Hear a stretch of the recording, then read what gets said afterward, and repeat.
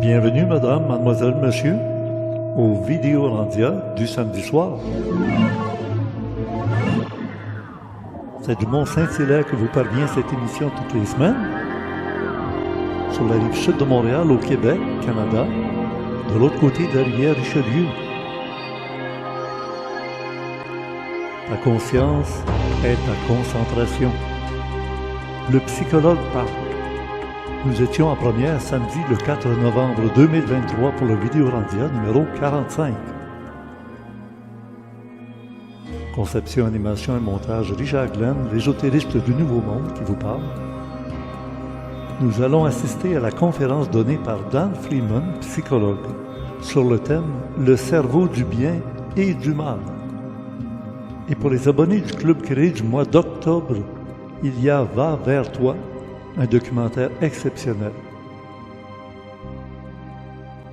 Ne manquez pas de lire le complément surprenant dans le forum Orandia. La musique, Daniel Morancy. Soutien technique, Emmanuel, Stéphane, Jeannot et Donald. Recherchiste, Louis Ferland. À la régie, Spirale. Le concepteur du site du club créé, M. François Deschamps, webmaître.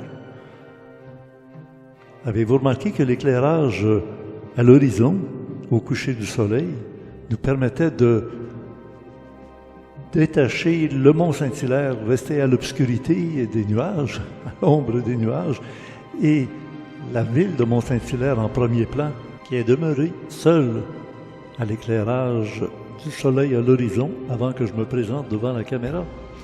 Bonne émission. Il y en a qui trouvent que c'est le printemps, la plus belle saison de l'année. Puis il y en a d'autres qui vont dire que c'est l'automne. Oui, quand on regarde les belles couleurs d'automne qu'on trouve ici à Mont-Saint-Hilaire, c'est vraiment merveilleux, n'est-ce pas? La semaine dernière, on était au Land Art, à l'art des champs, avec Alain Niala, notre philosophe, qui nous a expliqué l'importance de la conscience, que l'être humain inconscient est inconscient d'être inconscient. Ça commence mal. On ne peut pas se fier beaucoup au jugement, à l'intérêt qu'il peut porter à certaines choses dans la vie, s'il est inconscient. Il y va simplement par, je ne sais pas, les sensations. Maintenant, aujourd'hui, je vous propose d'écouter un psychologue cette fois-là, un vrai, de l'Ordre des psychologues du Québec, et qui, lui, a fait une conférence il y a quelque temps en rapport avec des techniques pour connaître les sept pièges du cerveau humain, car on associe souvent la conscience au cerveau. Oui, d'autres diront le cerveau c'est pour l'intellect, la conscience c'est pour le psychique, pour le spirituel. Bien, je pense qu'avec M. Freeman, Dan Freeman, l'auteur de justement les 7 pièges du cerveau, du bien et du mal. On en a parlé la semaine dernière avec les pommiers. Vous vous souvenez? Retrouvons Alain Niala de la semaine dernière, juste un passage. C'est que ça ne peut venir que de là. Et ça se stimule peu de l'extérieur. Il y a peu de moyens de stimuler l'intérieur de quelqu'un de l'extérieur, à moins que la personne se soit déjà mise en démarche. Si elle est déjà en démarche, là, on peut lui donner des trucs, des conseils, même des techniques, des exercices pour faire un travail sur soi qui permettent cette évolution-là. Mais cette évolution-là ne se fait que consciemment. La conscience n'évolue que consciemment. Alors évidemment, il n'y a pas beaucoup de facteurs extérieurs qui favorisent la conscience. Et on entend parfois que la souffrance, ça peut faire évoluer. Et donc, quand on est confronté à des grandes crises, des prises de conscience se font. On l'a vu, par exemple, après la dernière Grande Guerre, ça a été épouvantable. Tout le monde s'est réveillé. Ça prend la paix. Il faut la paix. On veut la paix. On a créé des accords. Aucun n'ont été respectés. L'inconscient prend toujours le dessus après pas longtemps. Une prise de conscience, ça dure quelques instants seulement, quelque part. Et pour que ça soit durable, il faut que ça soit maintenu. Ça prend un rappel de soi. Ça prend une volonté d'évoluer consciemment.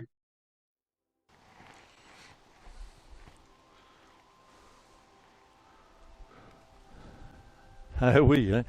Évidemment, le monde de la conscience est un monde un peu éthéré. Parce que on se dit, pour moi, je considère souvent que la conscience, on devrait la comparer à un drone qui monte. Plus ta conscience s'élève en altitude, plus tu vois à l'horizon, plus loin, et c'est ce qui permet de prévoir les événements à venir. C'est pas un voyage dans le temps, c'est simplement un point de vue qui nous permet d'aller chercher de l'information encore plus loin que ceux qui sont restés au sol en bas. Alors, quand on dit on élève sa conscience, bien, quand on dit on monte en haut d'une montagne, c'est un endroit naturel où on peut toujours garder les deux pieds sur terre tout en étant très très haut. On n'est pas avec les licornes puis les petits nuages roses, comme vous voyez.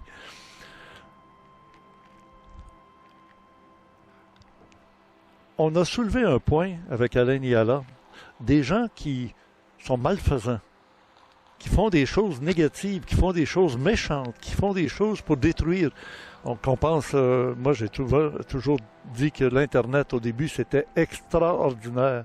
C'était pour ramener l'harmonie sur toute la Terre parce que tout le monde aurait pu communiquer par Internet, chacun leur point de vue, et qu'on ne soit pas obligé de confronter les opinions des uns des autres dans des conditions humaines, physiques, matérielles, mais sur le virtuel, on est capable d'exprimer notre point de vue et on dérange personne.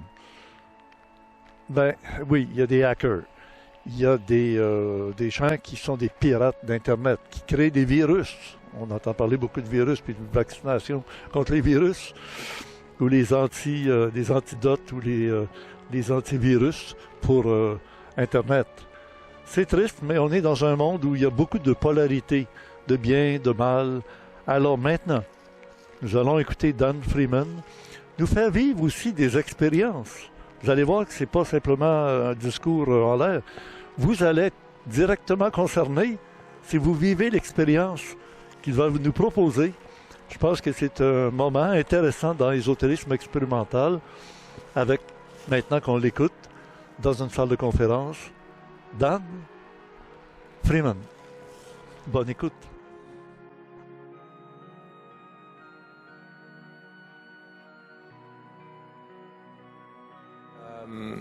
C'est drôle parce que j'écoutais le préambule de Richard avec les trucs de hacker, et puis je suis sûr que vous êtes comme moi, si vous vous retrouvez sur votre ordinateur avec un virus ou avec des trucs bizarres qui se passent, vous vous dites, mais pourquoi il y a du monde qui utilise leur intelligence pour faire des choses semblables.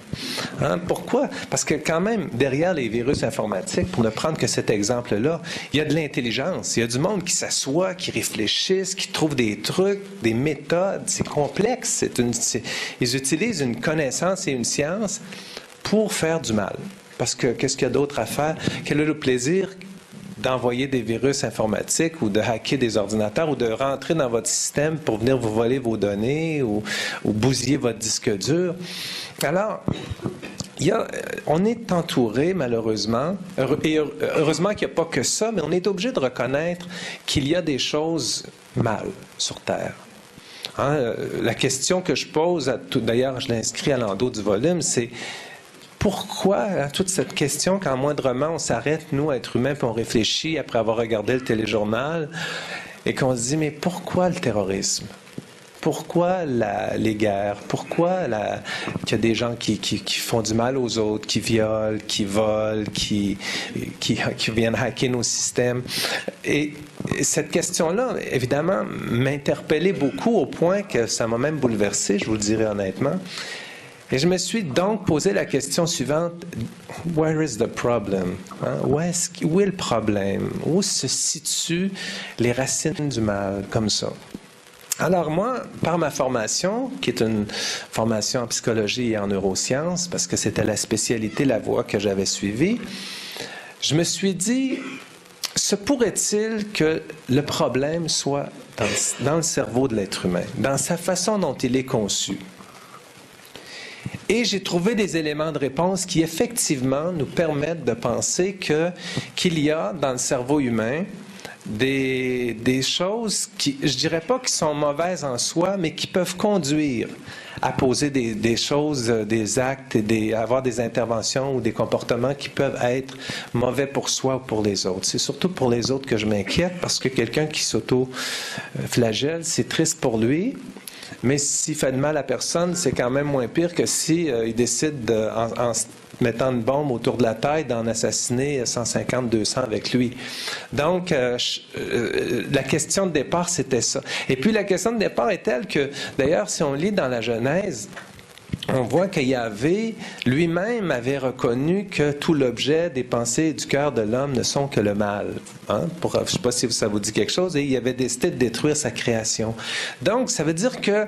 Et puis après, il s'est dit, oui, mais quand même, il y en a il y a du bon aussi. Donc, on va en sauver quelques-uns pour permettre à l'humanité de survivre. Enfin, on pourrait probablement l'interpréter de plusieurs façons, cette métaphore-là ou ce passage-là. Mais il n'en reste pas moins que le questionnement, est-ce que l'homme est bon, est-ce que l'homme est mauvais, c'est une question qui est vieille comme le monde.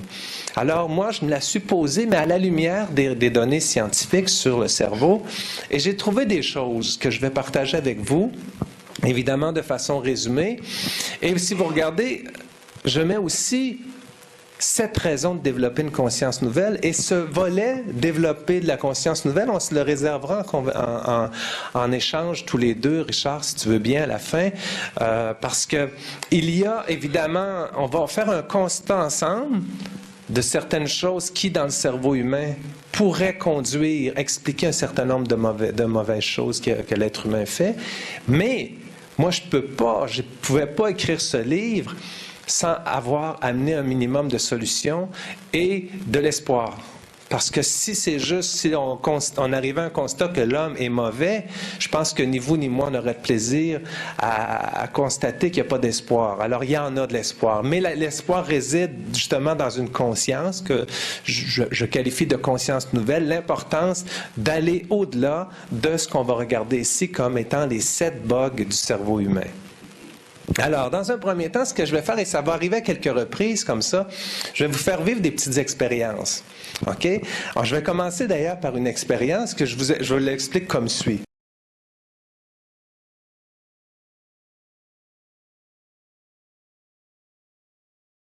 Voici ce qu'on va faire ensemble. Ouh, d'accord. Vous allez voir apparaître sur l'écran, il va toujours y avoir 9 visages. OK, des petits visages dont 8 seront neutres, comme celui-ci. Et le 9e, donc ça va être des matrices 3 par 3. Il va y avoir 9 visages, 8 neutres, et un qui va être soit souriant, soit qui fait la gueule. Soit positif, soit négatif. Votre mission, si vous l'acceptez, sera d'essayer de voir le plus rapidement possible où se trouve le visage qui n'est pas neutre, c'est-à-dire le seul qui va être différent des 8 autres, et surtout déterminer s'il s'agit d'un petit sourire ou d'une petite face fâchée. Est-ce que ça va? Alors, rien comme un exemple. Supposons que je vous montre ceci. Facile, hein? OK. Sauf que ça va être plus dur que ça, parce que ça va aller vite, comme ceci. OK? Il était à la même place, hein? Vous l'avez vu? Bon, pour ça, vous avez dit, il nous prend pour qui, là, avec ses petites faces? Bon, il fallait quand même qu'il y ait un niveau de difficulté. Vous êtes prêts? Alors, je vais vous montrer des séries. On va me mettre ici un petit peu de côté pour qu'on regarde à l'écran. On est prêts, tout le monde? On y va. Où est-ce qu'il était? En haut, en bas, j'entends tout, là, hein? Donc, on n'est pas sûr. Pas de problème. On regarde encore. Il est là. L'avez-vous vu? Oui, il est là. Il était où? Ici? L'autre bord? N'as-tu qui ont vu quelque chose ici? OK, c'était quoi? Un fâché. Il était là. OK, vous allez devenir bon, vous allez voir. On continue? C'était quoi? Oui, un sourire ou un fâché? Un fâché. On continue. Je vais vous en montrer plusieurs comme ça. C'était quoi? Fâché, milieu à droite? J'ai pas vu, moi. On continue?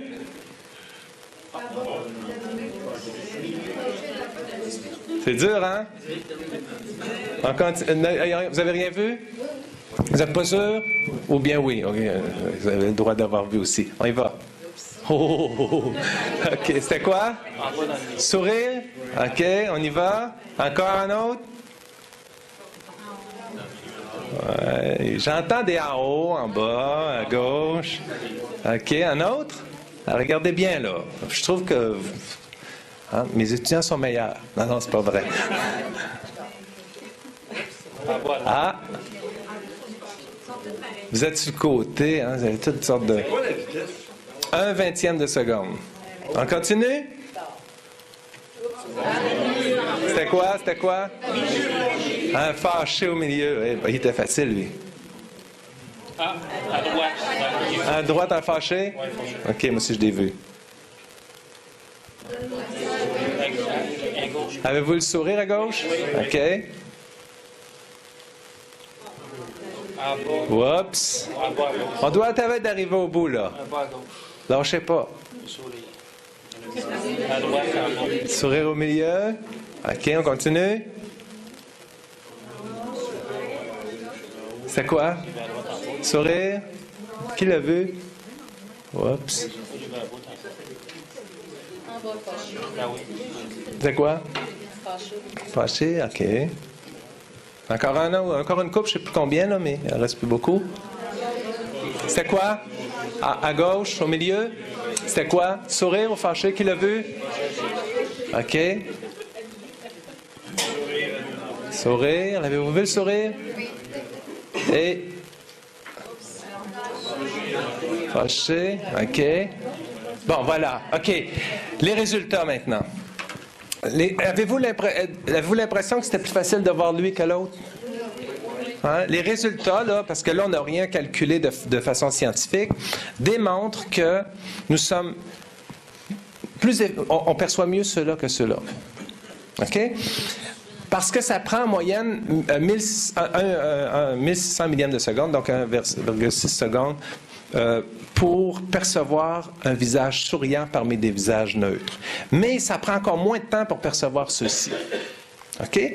Résultat, les résultats des cas, ça veut dire que quand je fais un exercice comme celle-ci, avec des contrôles expérimentaux, 40% à peu près du monde arrive à voir les sourires, et 60% du temps, on voit les visages agressifs. Donc, on est meilleur pour percevoir le négatif que le positif. OK? Ça vous surprend, ça? Non, hein? Mais il y a une raison à ça. Il y a une raison biologique pour laquelle nous sommes plus efficaces pour percevoir du négatif que du positif, c'est que biologiquement, ça peut nous sauver la vie. OK? Ça peut nous protéger si on marche dans un environnement hostile, d'avoir un niveau de vigilance plus élevé pour celui qui nous regarde de travers que pour la jolie fille qui nous sourit. Remarque que ça aussi, ça peut aller vite, mais bon, en tout cas, c'est que ça peut, dans certaines circonstances, nous sauver la vie. Vous me suivez? Dans un contexte hostile. Sauf que lorsqu'il n'y a pas d'hostilité, lorsqu'il n'y a aucune menace réelle, ces mécanismes de base qui permettraient de nous sauver la vie dans des situations dangereuses, devient un bug. Quand il n'y a pas de raison qui fonctionne, mais lui, il fonctionne. Si je n'utilise pas une conscience nouvelle pour dire à mon cerveau automatique qui perçoit toujours la menace, parce que vous savez, quand on va à un endroit où on ne connaît pas les gens, où on ne connaît pas la place, inconsciemment, il y a un mécanisme qui dit « Où est-ce qu'il y a le danger ici? Qui pourrait me menacer? Elle est où la porte de sortie? OK. » Inconsciemment, on fait ça, ça va très, très vite. D'une part. Pourquoi? Parce qu'on a ce mécanisme-là qui est en nous. Sauf que si on ne le surmonte pas avec une conscience, on va voir après comment, eh bien, on devient toujours... On ouvre les portes au premier bug, qui est, justement, soit dit en passant, quand on fait l'exercice, lorsqu'il y a... Vous savez que le cerveau, je ne sais pas si vous avez des notions, vous avez eu des conférenciers avant qui vous ont parlé que l'amygdale, dans le cerveau, était la zone responsable de la peur et des émotions négatives.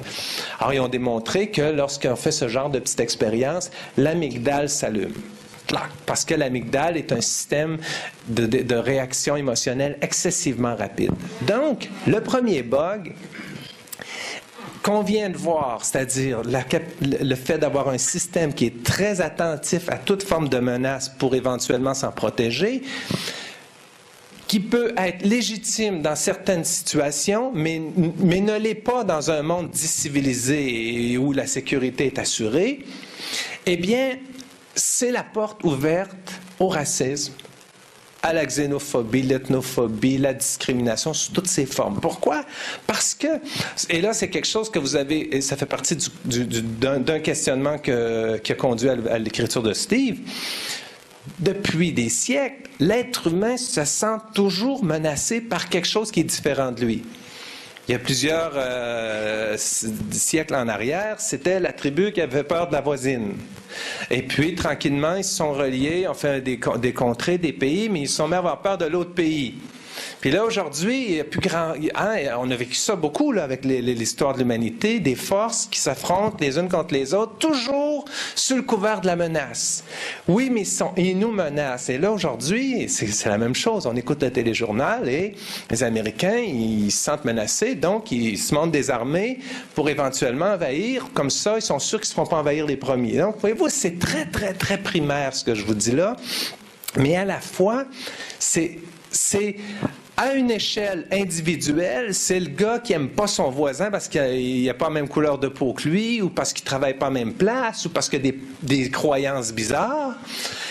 De la relation négative, de perception et de sentiment de menace négatif vis-à-vis mon voisin qui est différent de moi, ou le gars qui arrive au travail puis j'ai peur qu'il prenne ma job, à toutes les grandes interventions mondiales d'agressivité à l'échelle planétaire. Le terrorisme d'un côté, la guerre de l'autre, tous ces messages-là, puis qu'on alimente et qu'on nourrit à grands coups de mensonges. Ça va être mon deuxième bug, on va y arriver.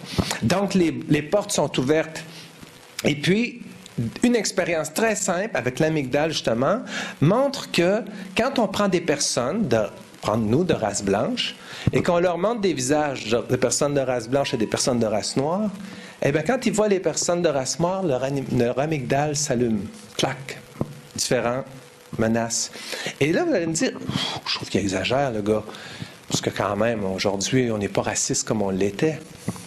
Eh bien, vous allez être surpris d'apprendre, et c'est le deuxième bug, que les statistiques, quand on passe des tests aux gens, on faisait passer un test ici, la majorité des gens diraient « Moi, non, je ne suis pas raciste. » OK? Non, non, pas de problème. Non, moi, les homosexuels, moi, aucun problème. Sauf que, c'est facile de le dire, mais il y a des expériences qui ont démontré que même si 80% des gens vont dire « Non, je ne suis pas raciste », lorsqu'on examine ce qui se passe dans leur cerveau, on se rend compte qu'ils le sont. Alors, vous allez dire, comment ils font ça? Alors, ça serait compliqué à vous expliquer. Oui?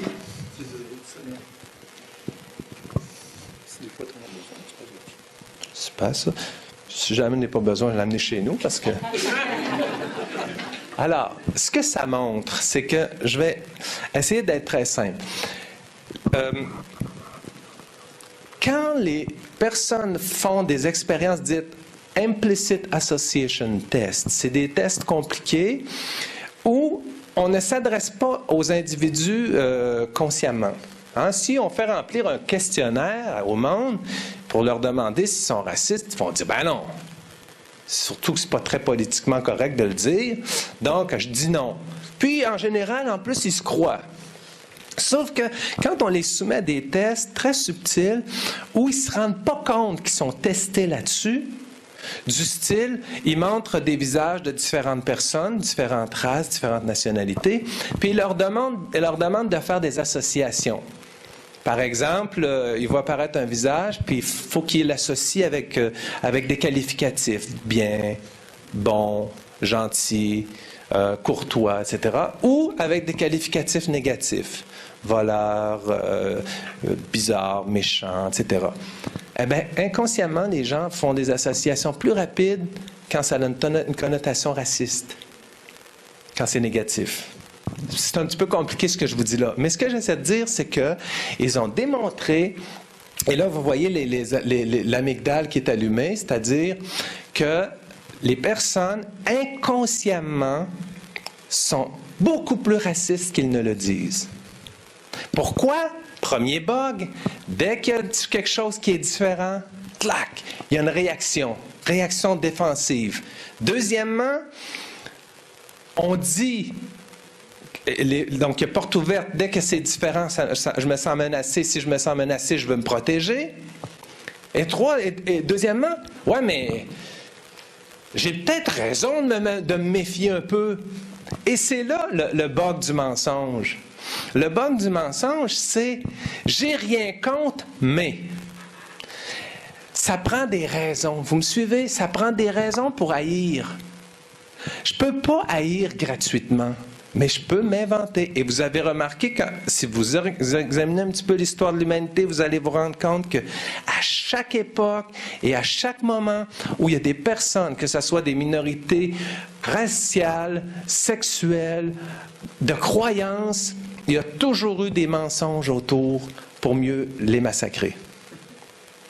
Et le plus bel exemple de notre époque contemporaine, ça se peut que vous ne soyez pas d'accord avec ça et vous aurez le droit, mais de mon point de vue, le plus bel exemple de notre histoire contemporaine, c'est les mensonges de l'administration Bush pour mieux envahir l'Irak.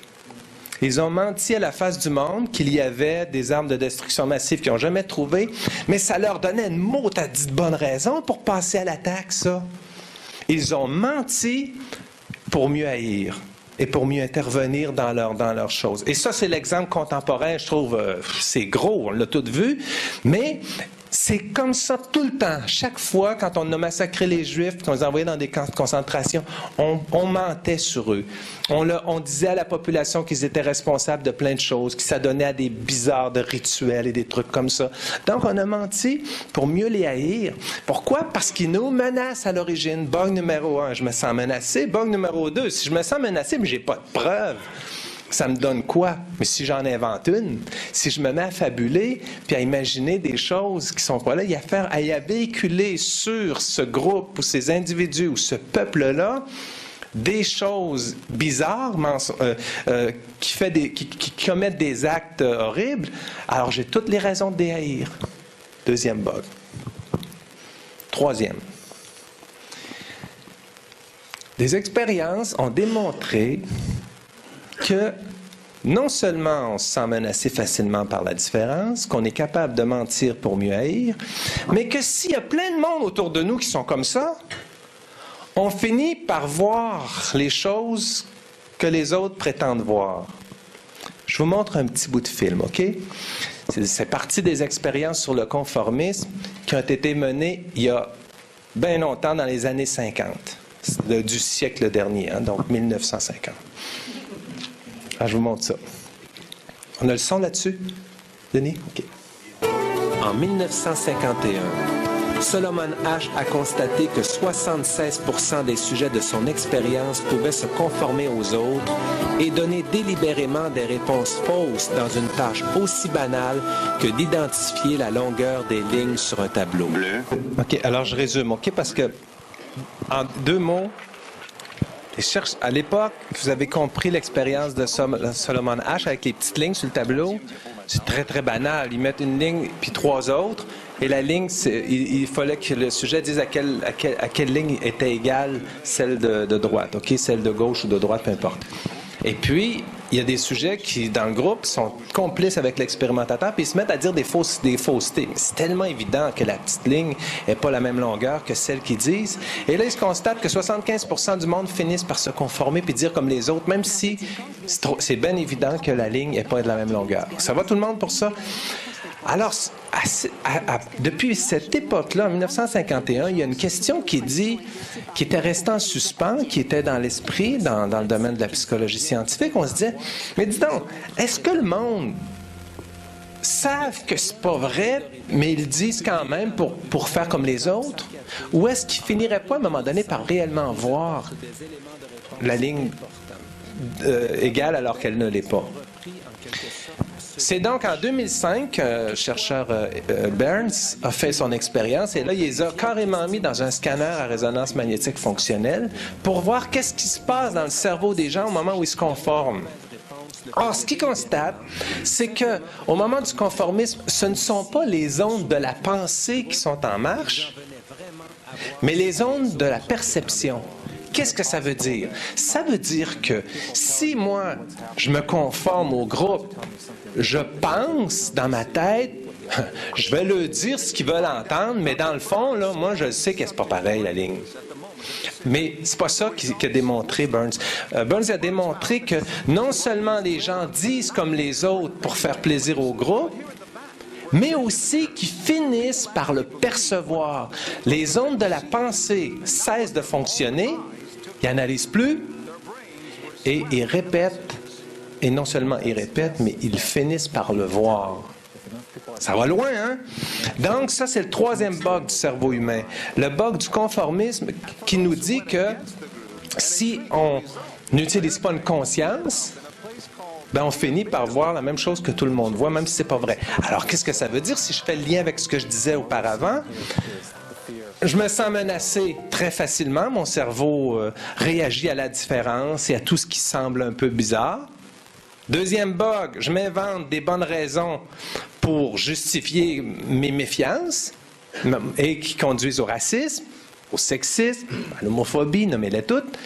Et troisièmement, si on est une gang qui pense comme ça, on finit vraiment, non pas par se convaincre, mais on finit par voir ce qu'on pense que les choses sont. Alors, il y aura des gens qui vont être prêts. Alors, on va prendre l'exemple, mettons, en Allemagne nazie, il y avait des gens qui disaient qu'il n'y avait pas les Juifs, OK? Il n'y avait pas les Juifs, puis là, on s'est mis à véhiculer des rumeurs sur eux. C'est eux autres qui contrôlent l'économie, ils ont des drôles de rituels, ils font des trucs avec les enfants, bref, OK? Deuxième, mensonge, pour mieux haïr. Et troisièmement, vous allez toujours en trouver un qui va dire « Ouais, ben en plus, moi, je les ai vus. » Ah oui, je les ai vus une fois, là, je suis passé, là, j'ai vu le gars, là, je l'ai vu. T'es sûr de ça? Je suis convaincu. Et là, s'ils le répètent à d'autres, ils disent « Ouais, moi aussi, après tout, j'ai vu quelque chose. » Parce que là, il y a un phénomène.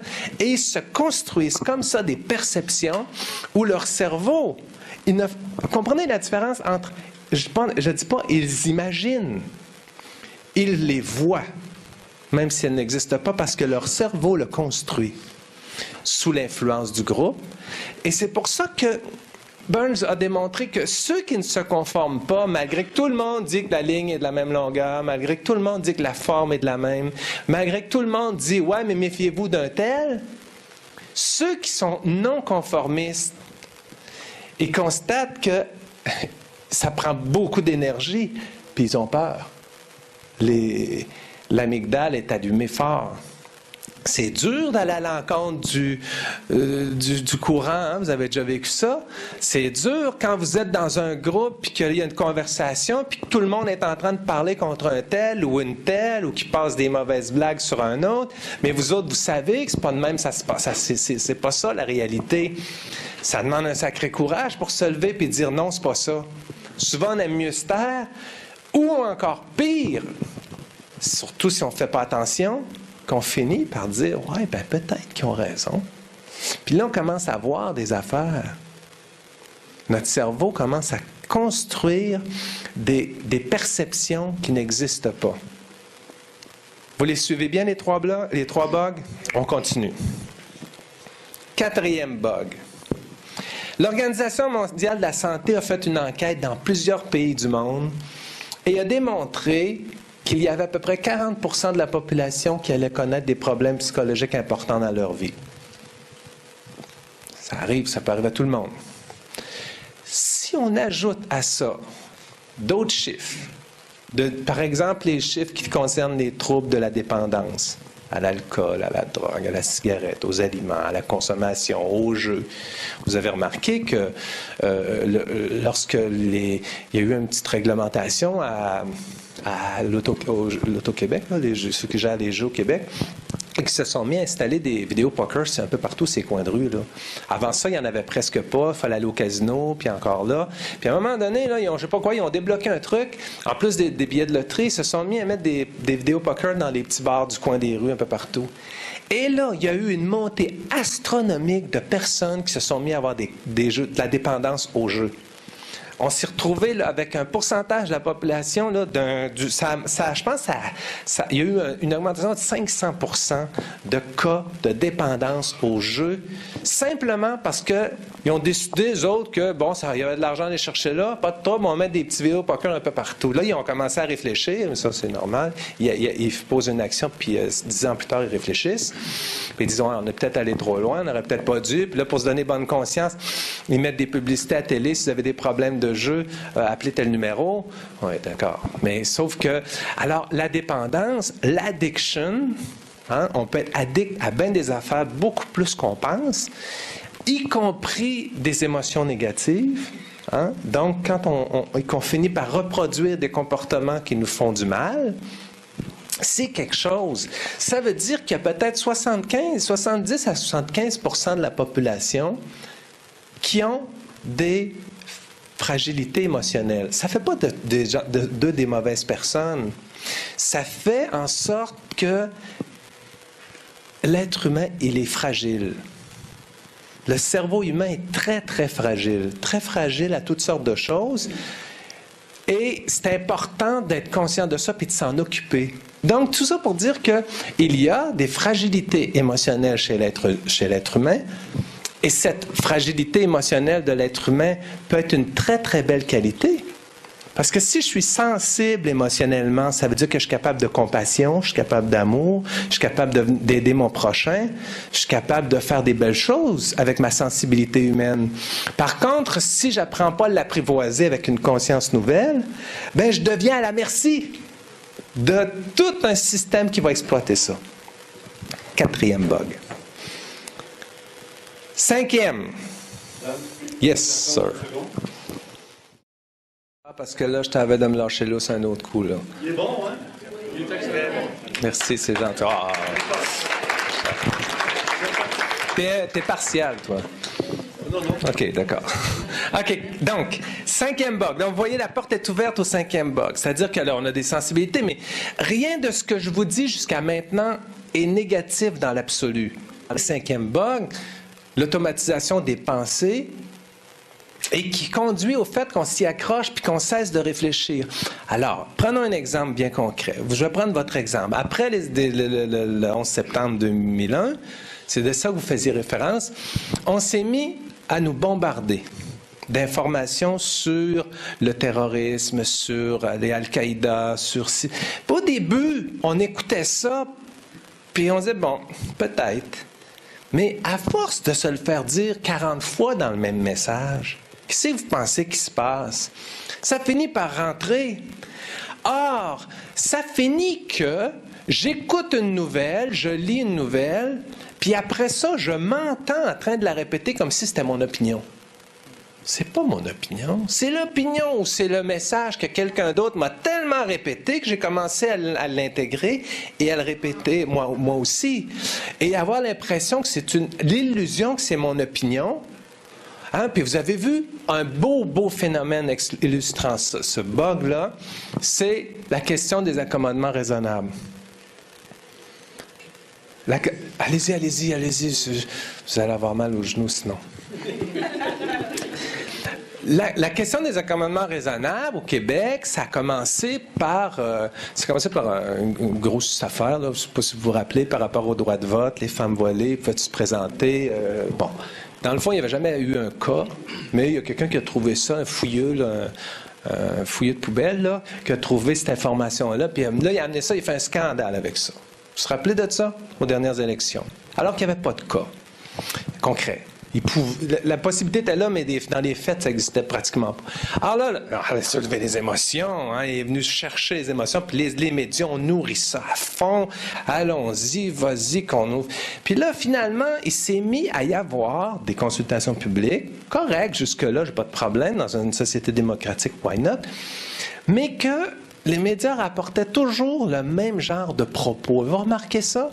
Les rapports qui étaient faits dans certains médias, pas tous, ça dépendait où on les écoutait, ça retournait toujours autour de la même chose. Ouais, mais pas trop. Sans autant qu'ils veulent pas venir chez nous, mais il faut pas qu'ils commencent à faire. Puis là, tranquillement, c'est devenu. On l'a tellement entendu qu'on s'est mis à se rendre. Ce qui se produit à force d'entendre la même information plusieurs fois, comme je dis, on la répète, mais on ne la réfléchit pas. L'expérience de Wings en 2005 a démontré, là, c'est toujours un schéma illustratif, qui fait que, sous résonance magnétique fonctionnelle, il regarde ce qui se passe dans le cerveau et il se rend compte qu'au début, avec une petite expérience très simple, je passe les détails, là, quand une information est nouvelle, elle fait fonctionner les ondes de la pensée.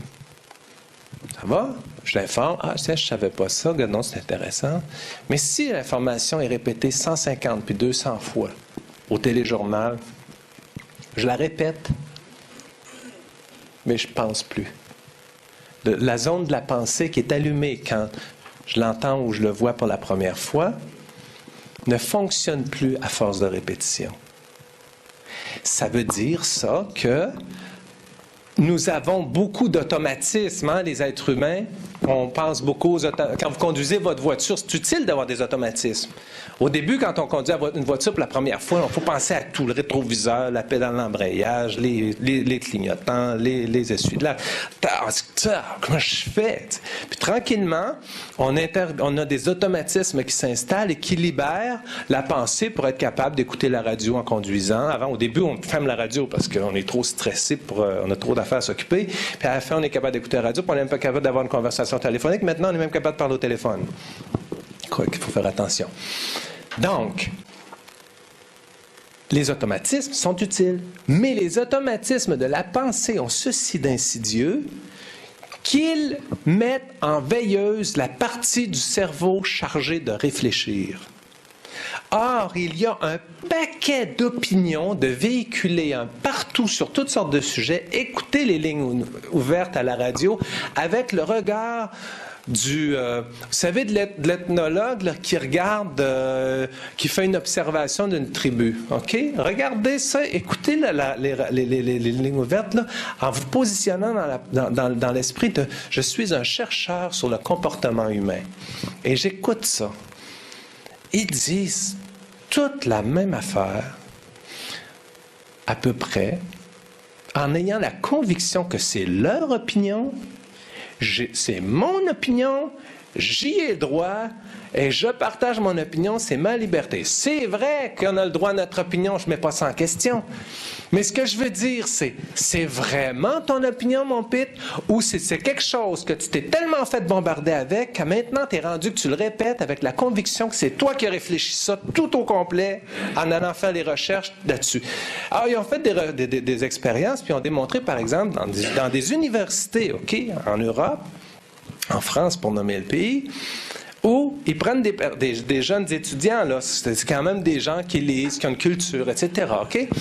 Et leur demandent d'écrire une dissertation sur les OGM, les organismes génétiquement modifiés. Et ils se rendent compte qu'il y a plein d'affaires qui sortent là-dedans. C'est tout amalgamé. On voit là que c'est les médias qui les ont influencés. Puis ils parlent de la vache folle à côté des OGM. Ça n'a pas rapport, mais ils incluent ça là-dedans parce que les Français ont été très marqués par la vache folle, hein? L'histoire de contamination. Bon. Alors, ce qui ressort de cette expérience-là, c'est que le tiers des gens qui ont écrit leur dissertation ont amalgamé plein de trucs qui n'avaient aucun rapport. D'ailleurs, quand on écoute bien comme il faut, comme vous allez le faire, quand vous allez faire l'exercice d'écouter les lignes ouvertes, vous allez vous rendre compte là, que les gens mélangent plein de choses qui n'ont même pas de rapport. Mais ils mettent ça là, parce qu'ils ont entendu ça là, puis ils ont entendu ça ailleurs, puis clac. Et pendant ce temps-là, le cerveau, la zone du cerveau chargée de pensée est complètement sur le neutre. Ce ne sont que des automatismes qui sont en branle. Donc, ce n'est pas parce que l'être humain parle, émet des opinions et émet des réflexions qu'il a pour autant réfléchi à la question de laquelle il est en train de débattre. Il répète. Et pendant ce temps-là, son cerveau est à off. Son cerveau, son thinking brain ne fonctionne pas nécessairement. OK?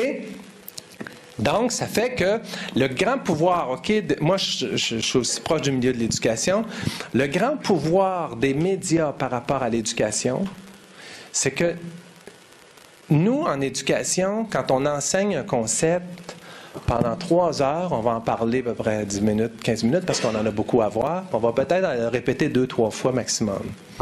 Le pouvoir du média, lui, c'est pas qu'il peut répéter 2-3 fois. C'est qu'il peut répéter 2-3 000 fois dans la même semaine. Combien de fois, par exemple, avez-vous vu les avions rentrer d'un tour? Combien de fois avez-vous vu, je ne sais pas moi, si le pont de la Concorde a écroulé? Combien de fois avez-vous vu, nommez-les toutes, là, les affaires? Là. Les commerciaux. Les commerciaux, la pub qui nous bombarde. La première fois, là, je dessine dans ma télé, là, puis quand j'arrive au pub, je zappe. La deuxième fois, je zappe peut-être moins, puis la troisième fois, je la regarde, puis après ça, puis après, je vais consommer.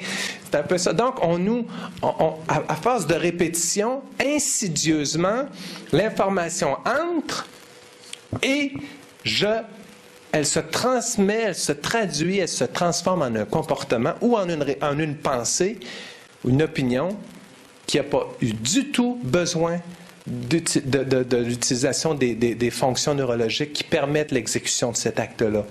Il se fait sous forme automatique. Deuxième petite expérience, ça vous tente-tu? Je vais vous montrer des images. Il va toujours y avoir 12 images. Ça va flyer. Tantôt, dire qu'il commence à rouler, là, c'est un 20e de seconde, là, c'est encore plus vite. Il va rouler 12 images. Toutes les images vont être droites, mais il y en a une qui va être inclinée, soit à gauche, soit à droite. Il faut vous essayer de la trouver. OK? Alors, OK. Et si vous allez essayer de dire si elle est inclinée à gauche ou à droite, mais on verra. OK, donc un exemple. Regardez bien, là. OK. Avez-vous vu l'image inclinée? Hein? Vous n'avez pas vu? OK. Alors, ce qu'on va faire, c'est que je vais vous montrer ce que vous venez de voir. OK? Ça, on les flashait comme ça. Ça va? C'est pas trop vite, ça? 3e, 4e. C'était elle, la petite cabane qui était sur le côté, puis toutes les autres sont dans le même sens. OK? Parfait. Vous êtes prêts, là? Vous êtes bons, là. Allez, je vous en montre une autre, une série. OK? Qu'est-ce que c'était? Une personne allongée? OK. Qui a vu? OK, je vais vous poser une question. Avez-vous vu la Tour Eiffel? Oui. Qui l'a vu? Vous êtes fort en tabarnouche. Je vais vous montrer ce que vous avez vu. Ça. OK? Mais vous avez vu ce que c'était, hein? C'est une dame. Bon, continuons. Mais ça, vous ne l'avez pas vu. OK? C'était elle, la bonne. Mais il y avait, je reviendrai, je le commenterai après, il y avait une image qui était chargée émotionnellement. Hein? C'était quelque chose, là. Continuons. Vous n'avez pas vu? Je vous la remontre. OK, vous avez le droit à une deuxième chance pour elle. C'est quoi? Joueur de basket, hein? OK, regardez, je vais vous le montrer si c'est vrai. Plaques, des familles, des gens, rien de spécial. Et ça.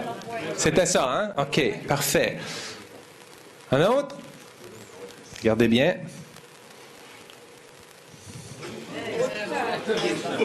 Avez-vous quelque chose? Avez-vous quelque chose y a-t-il quelque chose qui vous a frappé? Hein? Une main? Avez-vous vu une main? Vous avez dans la main? OK? Regardez bien ça. Tac, ça l'avez-vous vu? Ça. OK? Mais vous avez vu ça, mais vous n'avez pas vu ça. Ça, le palmier sur le côté, vous ne l'avez pas vu, hein? OK. On a un dernier. Quoi? Qu'est-ce qu'il y avait là? Hein? Attends, je ne suis pas sûr moi-même, fait qu'on va regarder. Des animaux. Ah, la girafe, excellent. C'est ça, bravo. OK, alors, qu'est-ce qui ressort de ça? C'est que chaque fois qu'il y avait une image qui provoquait une émotion. Hein? La personne qui était allongée, on voyait qu'elle souffrait de malnutrition, la main avec les doigts coupés, le sang et tout, fait en sorte que cette scène émotionnelle, ils appellent ça le blind brain. C'est-à-dire que notre cerveau est, à partir du moment où on est soumis à quelque chose d'émotif, il y a un moment, plus ou moins long, où notre cerveau est plus capable de fonctionner comme il faut. Quand la personne allongée sur le côté, là, oui, elle était malade, là, ben, elle vous a accroché fort, hein? À tel point que vous n'avez pas vu la Tour Eiffel après. La scène de la main coupée était tellement forte que vous n'avez pas vu le palmier après sur le côté. Il y a comme, quand il y a une image chargée émotionnellement qui passe, ça prend un certain temps avant que notre cerveau redevienne fonctionnel normalement parce qu'il est sous le choc de l'image émotionnelle. Vous comprenez ce que je suis en train de vous dire? Donc, les chercheurs ont démontré que lorsqu'on vit une émotion forte, plus ou moins forte, parce que, tu sais, ça dure 100 millisecondes, c'est pas long, mais c'est suffisamment long pour qu'on ne soit pas capable de voir pendant les 3, 4, 5, 6 prochaines images celle qu'on cherche à voir, c'est-à-dire celle qui est inclinée. Le joueur de basket, bon, la deuxième fois, surtout, je vous l'ai montré, il avait tout vu, hein? Pratiquement tous vus, parce qu'il n'y avait pas d'émotion dans ça. Il y avait du monde, c'était tout gentil. La girafe, un peu la même chose. Il n'y avait pas d'émotion, d'image à émotion forte. Par contre, la main au doigt coupé, la personne allongée sur le côté qui souffrait de maladie, fait en sorte que c'est tellement fort qu'on ne voit plus les 3-4, pendant quelques fractions de secondes, notre cerveau, il est accroché là. Vous me suivez? Or, tout ça pour dire que le 5e bug, c'est que nos émotions... la plupart des décisions qu'on prend sont des décisions qui sont prises sous le coup des émotions. Mais, sous le coup des émotions, notre cerveau ne fonctionne pas correctement. Parce que, surtout si l'émotion est trop forte, vous avez remarqué combien que dans votre vie, vous avez des expériences vécues, de vos expériences personnelles ou d'expériences de vos proches, des gens que vous connaissiez qui, sous le coup de l'émotion, ont pris des décisions. Pourquoi ils ont dit ça? Pourquoi il a fait ça? Pourquoi il est parti dans la réunion? Il aurait dû rester, ça se serait replacé. Après, il se lève, il fait son camp, il claque la porte. Émotion, impulsivité. Il ne pense plus.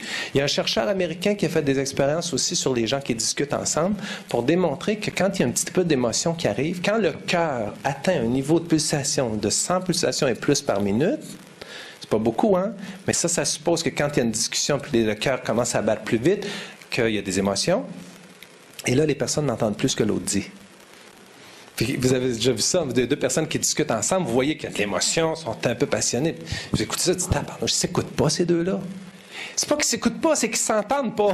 Vous allez, ils ne s'entendent pas, c'est pour ça qu'ils se disputent, mais ils ne s'entendent pas non plus, ils ne comprennent pas ce que l'autre dit, parce qu'il y a un mécanisme émotionnel qui est trop fort, qui fait que leur cerveau ne traite plus l'information pendant un certain temps. Donc, sous le coup de l'émotion, on prend beaucoup de décisions, et je vais vous montrer une petite expérience qui a été faite, ils l'appellent l'expérience du choix ultime. Alain Sanfé et Jonathan Cohen de l'Université Princeton placent le sujet devant un choix ultime. Le sujet est jumelé avec un partenaire. Ce dernier dispose de 10 $ et il propose un partage de cette somme avec le sujet. Le sujet peut alors accepter ou rejeter la proposition de partage. S'il accepte, l'argent est partagé tel que proposé. No, that's ridiculous. No way. S'il refuse, personne n'a d'argent, donc les deux perdent.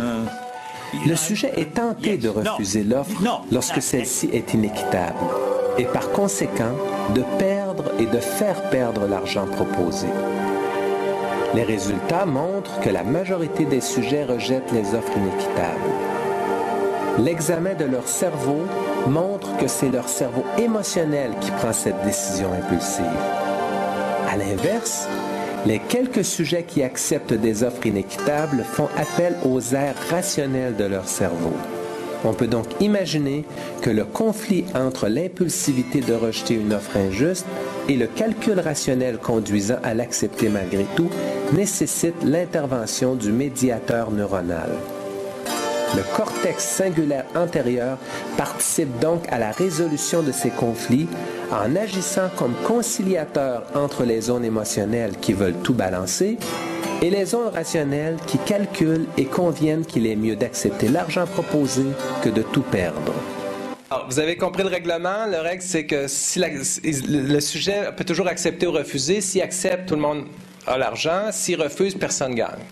Donc, ils ont montré que lorsque les choix sont équitables, 5-5, 6-4, 7-3, la plupart des sujets acceptent. 5-5, 100% du monde disent oui. Jusqu'à 7-3, on est à peu près à 90%. Mais quand les choix sont inéquitables, je te donne 2 piastres, j'en garde 8, la plupart des gens vont dire ben non. Puis quand c'est je prends 9 piastres, puis je te donne 1 piastre, les gens disent non. Ça ne m'intéresse pas, 1 piastre. Puis là, en plus, ils ont le malin plaisir de me faire perdre d'argent, moi aussi, parce que je ne l'aurai pas. OK? J'en ai pas, t'en as pas. Tu ne m'auras pas avec ton offre inéquitable. Maintenant, qu'est-ce qui se passe dans le cerveau? C'est là que c'est intéressant. On parle des offres inéquitables uniquement ici, c'est-à-dire 9-1 ou 8-2.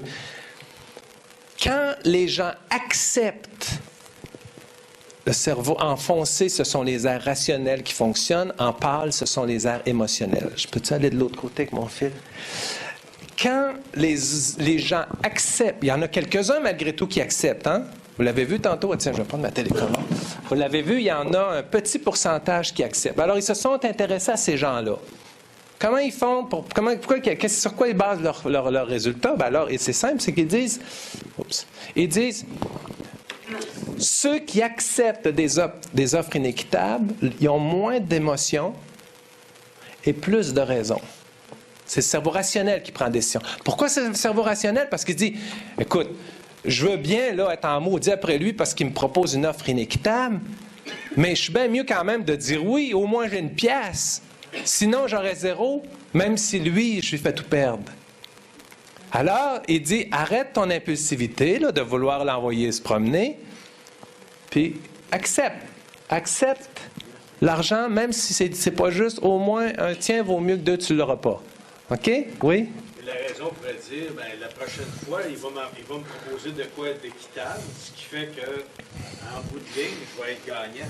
Oui. C'est ça, raisonnablement aussi. Oui, mais les statistiques ont démontré que si les gens acceptent chaque fois, équitable ou inéquitable, ils font, par exemple, 25 piastres. S'ils acceptent juste les offres équitables, 5 piastres, 6 piastres, il va faire à peu près 12 piastres au bout de la ligne. La raison est dit, c'est sûr, j'ai rien qu'à tout accepter, c'est sûr qu'en bout de ligne, je vais en avoir plus. Même si de temps en temps, je me fais avoir.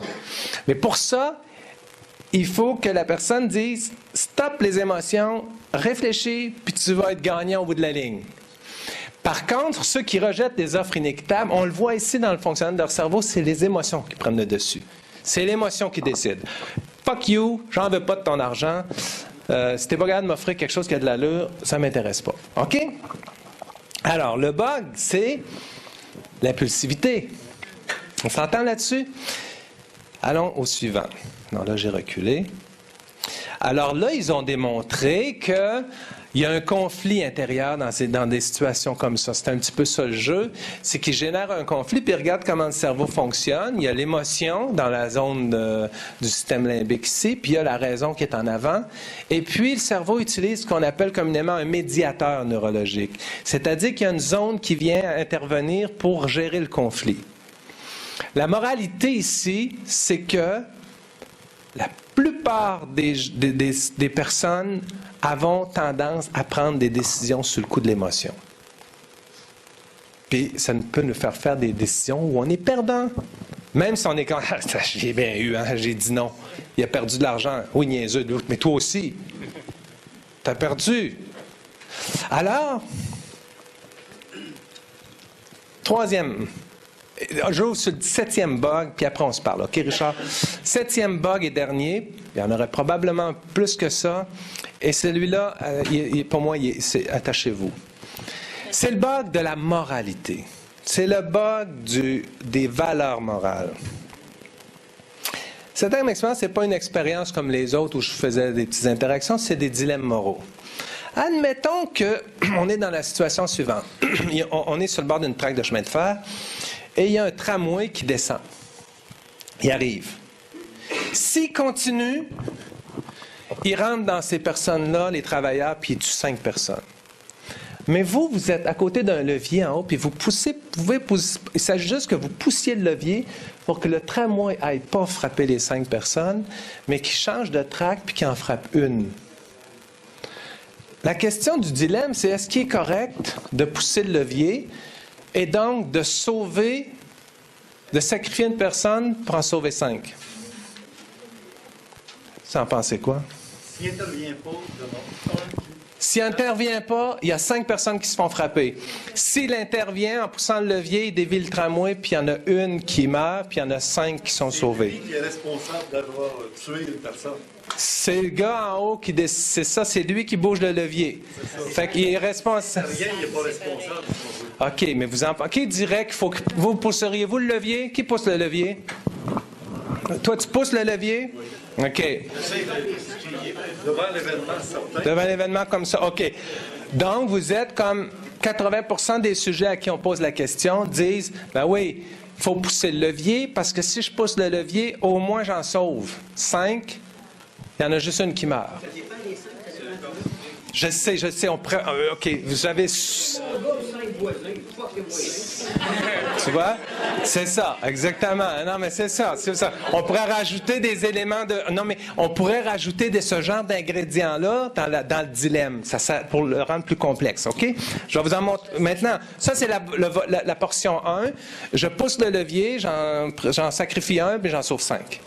Admettons que le cas de figure n'est pas tout à fait que vous ayez un levier à pousser, mais que vous êtes sur une passerelle, et puis sur la passerelle, il y a un monsieur qui est à côté de vous, et il y en a 5 qui travaillent. Si vous le poussez en bas, il va tomber en avant du tramway, le tramway va le frapper, mais il va arrêter, puis il n'ira pas toucher les autres. Poussez-vous le gars en bas.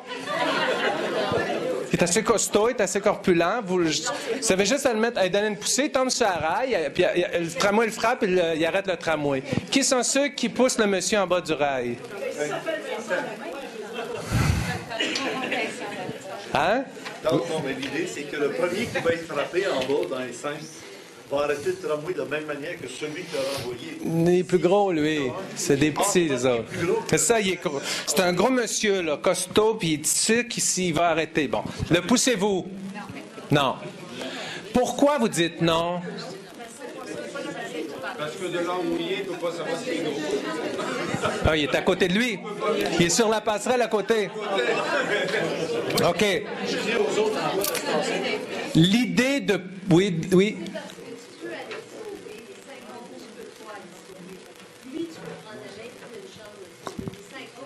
Mais c'est toi qui décides si tu le pousses ou non. OK. Donc, la majorité des gens disent non, on ne va pas pousser le gars en bas. Mais on est-tu d'accord pour dire que c'est la même chose? C'est la même chose. La différence qu'il y a entre les deux, c'est dans un cas, je pousse une manette, puis dans l'autre, je pousse un humain. Vous comprenez? Or, à partir du moment où il y a contact humain, la game change complètement. Parce que pousser une manette est un geste mécanique. Pousser une manette, peser sur un piton, peser sur une gâchette. Hein? Dès qu'il y a une distance qui me sépare de l'autre, c'est beaucoup plus facile de le faire souffrir que lorsque je suis en contact direct avec lui, parce que émotionnellement, ça n'a pas du tout la même implication. Mais dans les faits, j'en sacrifie un pour en sauver 5. Le calcul est le même. Mais moralement, émotionnellement, ça n'a pas la même incidence du tout. Ça ne vient pas me chercher de la même façon du tout. Oui? Une arme à feu, il y a une distance. On peut tuer une personne. Une arme blanche, c'est du corps à corps. Oui, c'est ça. C'est ça, exactement. Puis, oui, une arme à feu, il y a une distance, je flingue quelqu'un, il n'y a pas... Et une arme blanche, ben, j'ai plus de contact avec, c'est plus spécial. OK, je vous montre maintenant une petite vidéo, une dernière, où on parle de ça au niveau neurologique. Mais qu'advient-il lorsqu'on se retrouve face à un dilemme moral? C'est ce qu'a étudié l'équipe de Joshua Green de l'Université Princeton. Imaginons un bus plein de personnes qui doivent fuir les soldats ennemis. Mais un bébé crie et pleure et met tout le monde en danger. Les passagers demandent à la mère de tranquilliser son bébé. Celle-ci doit donc mettre sa main sur la bouche du bébé et ainsi risquer de l'étouffer. Le dilemme est le suivant. Est-il approprié d'étouffer le bébé pour sauver le groupe? Ce dilemme est très difficile puisque si on laisse le bébé crier, tout le monde va être tué par les soldats, y compris le bébé. Si on étouffe celui-ci, le groupe a des chances de survivre.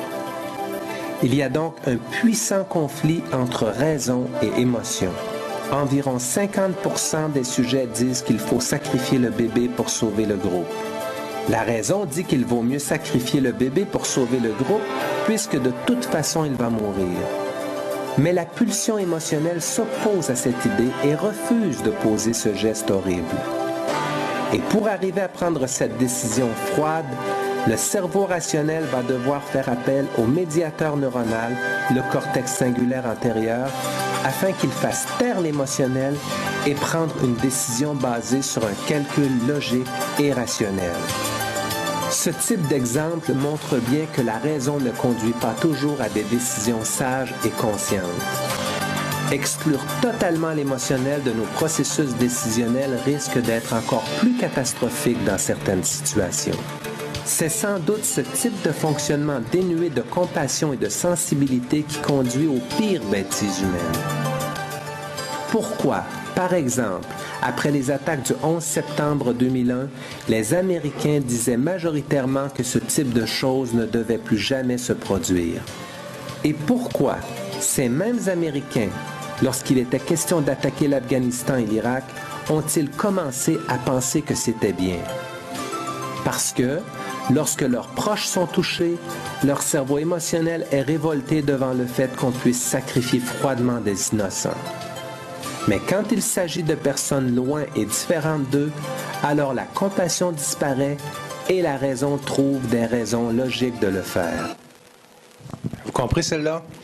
Il y a le médiateur neurologique, le fameux cortex singulaire antérieur, qui veut faire la médiation.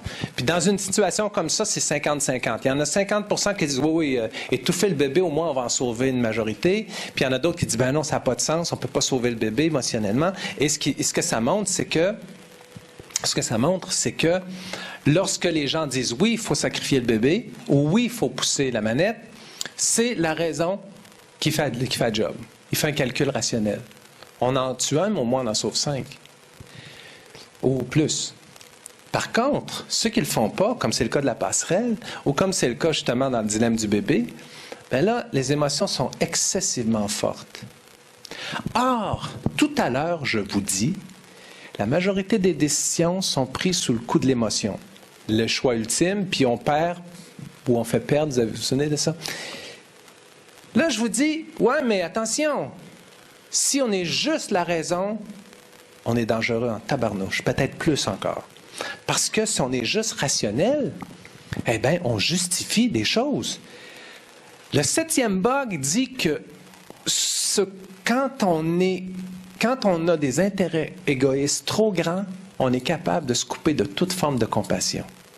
Les Américains, après le 11 septembre, sont déchirés émotionnellement, ils sont sonnés et ils disent « ça n'a pas d'allure, tout ce mal dans le monde, il ne faut plus que ça existe ». Puis là, ils marchaient dans les rues et ils disaient « non, il ne faut pas envahir l'Irak, non, il ne faut pas faire la guerre, non, il faut que ça s'arrête ». Puis tranquillement, on a commencé à lui tenir un discours qu'on a répété sur les chaînes américaines, que les méchants, c'était eux autres. Et là, tranquillement, ils se sont mis à dire, ouais, peut-être que ce serait bien qu'on y aille. C'est passé de 30 à 70%. Au début, c'était 30% qui disaient oui. Puis à force de les bombarder de messages, comme quoi que c'était les méchants qui étaient de l'autre côté, ils sont venus à y croire que c'était vrai parce qu'on leur a menti. Premier, deuxième bug, etc. Et là, quand on leur disait, oui, mais si les Américains envahissent l'Irak, il va y avoir des innocents qui vont être sacrifiés. Qu'est-ce qu'ils répondaient? Oui, mais c'est le prix à payer. C'est le prix à payer pour avoir la paix. C'est comme ça la logique de guerre qu'elle réfléchit. Les décideurs sont capables de se couper de toute forme de compassion lorsque ça ne touche pas leurs proches et lorsque leurs intérêts égoïstes l'emportent sur les intérêts humanitaires. Et ils vont dire, oui, il y a toujours des dommages collatéraux, qui appellent ça de même, pour expliquer que leur intervention va causer des dommages. Mais ils disent, mais oui, mais c'est le prix à payer pour avoir la paix. C'est fou, c'est un vrai... Ça, c'est vraiment le gros des bugs. Parce que on peut toujours trouver des raisons pour justifier des décisions qui vont porter atteinte à l'intégrité humaine. Donc, voyez-vous, je sais que ça mériterait beaucoup plus de développement, mais si on met toutes les bugs mis bout à bout, de se sentir menacé face à la différence, de mentir pour mieux haïr, de commencer à percevoir des choses qui ne sont pas là à force de se les faire dire et de se les faire répéter, d'avoir une fragilité au niveau psychologique, d'avoir des automatismes de pensée qui fait qu'on ne réfléchit plus, mais qu'on répète machinalement des choses. 5e bug. 6e bug, qu'on peut, sous le coup de l'impulsivité, faire des mauvais choix. 7e bug, que sous le coup de la rationalité aussi, peut-être pire encore. Parce que c'est un calcul mathématique et logique qui dit, oui, j'en sacrifie une pour en sauver 5. Mais si j'en sacrifie une pour en sauver 5, je peux en sacrifier 5 pour en sauver 10. Je peux en sacrifier 1000 pour en sauver 10 000. Ou je peux arriver, comme c'est le cas en ce moment, il y a à peu près entre 300 et 500 000 personnes qui sont mortes en Irak de l'intervention américaine. Quand on accepte d'en sacrifier un, on accepte d'en sacrifier combien? C'est dans le premier que se trouvent les 300 000 autres. Alors, ça prend une conscience nouvelle derrière tout ça. C'est un peu le message que je veux vous laisser. Parce que si je fais juste travailler si je fais juste y aller sur le coup de l'émotion, je prends des fois des décisions impulsives bêtes. Si je fais juste y aller sur le mobile de la raison peut m'illusionner, me trouver des motifs pour poser des actes qui sont absolument, peut-être plus barbares encore. Alors, ça prend quoi, en bout de ligne? Ça prend une conscience. Et cette conscience-là, elle n'est pas automatique. Elle ne vient pas toute seule. Il faut que je l'entraîne. Et puis, c'est là que le défi de l'être humain se trouve. Moi, personnellement, puis on va amorcer notre discussion, Richard, je trouve qu'on étudie beaucoup trop dans notre histoire les tortionnaires, les guerres, mais on les a jamais étudiés, ces gens-là, qui, eux, ont fait passer leur conscience avant leurs émotions, avant leurs raisons, puis qui ont dit, il n'y a aucune cause qui justifie de tuer un être humain. Il y a moyen d'arriver à des fins sans violence et sans... Mais ça prend toute une conscience quand la majorité de son peuple dit « Hey, come on, ils ont tué ton fils, va te venger, fais quelque chose. » Non. Non, je n'irai pas faire la même chose qu'on m'a fait. Et ça demande une conscience nouvelle. Comment ils marchent, ces cerveaux-là? Moi, ça me tente de le savoir en mot-à-dit. Et pour ça, ça serait intéressant qu'on les étudie, eux aussi. Et c'est ça que, entre autres choses, que je propose pour développer une conscience nouvelle. C'est bien beau d'étudier l'histoire de Napoléon, puis d'Hitler, puis des guerres, puis tantôt on va étudier Bush dans les livres américains. Mais pourquoi on ne les étudie pas, eux autres? Mais les étudier, je parle que ça fasse partie des curriculums scolaires au même titre que les autres, puis qu'on essaie de comprendre leurs pensées, de comprendre leur démarche, sur quoi ils se rabattaient quand ils étaient devant un dilemme. Parce que quand dit Martin Luther King, quand il allait faire des manifestations non violentes, il rentrait chez eux le soir, puis il y avait eu 10 morts dans le jour. Parce qu'il y a des fous qui les ont frappés, qui sont débarqués. Il y avait dans une ville, Montgomery, je pense en Amérique, aux États-Unis. Tabarnouche, j'étais un malade, le maire, il rentrait là avec sa police, il frappait les enfants, puis il les envoyait en prison, puis il les massacrait à coups de matraque avec ses charges policières. Donc, Martin Luther King, il fallait comment il faisait, lui, pour réfléchir ça, là, avant de poser une action non violente, sachant qu'il allait subir la violence? Puis qui en arrivait à la conclusion, on va les laisser frapper parce que l'odieux leur appartient. C'est eux qui ont l'odieux de la violence et non nous. Mais nous, on va y aller pour ce qui est juste. Sacrifice, il est où Gandhi, il est où Martin Luther King aujourd'hui, là, à l'époque où on vit avec tous les conflits internationaux? Donc, il faut inclure le développement, l'éducation d'une conscience nouvelle dans l'humanité. Sans quoi, je ne sais pas où on s'en va. Et c'est tout ça qui a motivé la rédaction de ce livre et les propositions que j'essaie de mettre dedans, dans l'espoir qu'on décide d'incorporer ça l'étude des consciences humaines qui ont fait des grandes choses sans aucun geste de violence. Sauf que ce qu'il y a de rassurant, et c'est ce que j'amène des propositions dans le livre, c'est qu'est-ce qu'on peut faire pour chacun des bugs concrètement pour pouvoir placer une conscience au-dessus de ça. Parce qu'on a des instincts primaires qui sont là, qui sont installés dans notre cerveau pour nous permettre de réagir dans certaines situations d'urgence. Mais comment faire pour pouvoir aller au-delà de ça? Et effectivement, mon exercice a été d'exposer les bugs le plus objectivement possible et l'impact que ça a sur la vie humaine. Et puis de dire, maintenant, on fait quoi? Est-ce qu'il y a moyen, y a-t-il des voies pour pouvoir développer sa conscience? Et j'en ai proposé quelques-unes.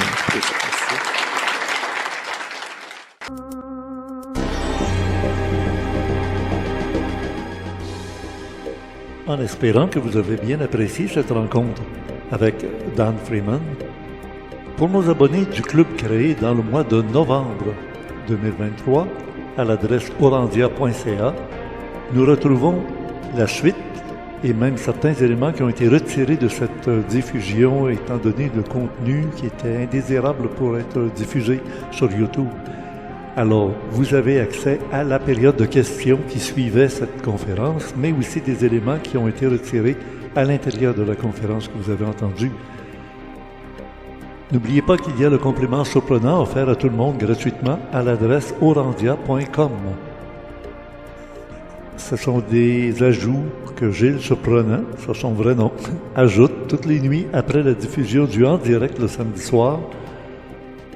Merci d'être abonné au Club Créé et merci aussi d'être des fidèles réguliers qui nous écoutent toutes les semaines dans le Vidéo Orandia du samedi soir. Et un pouce par en haut, très apprécié de la part de toute notre équipe. Merci de votre attention et au plaisir de vous retrouver et de vous lire dans les commentaires en bas du Vidéo Orandia. Voici quelques-unes de nos suggestions pour compléter cette émission.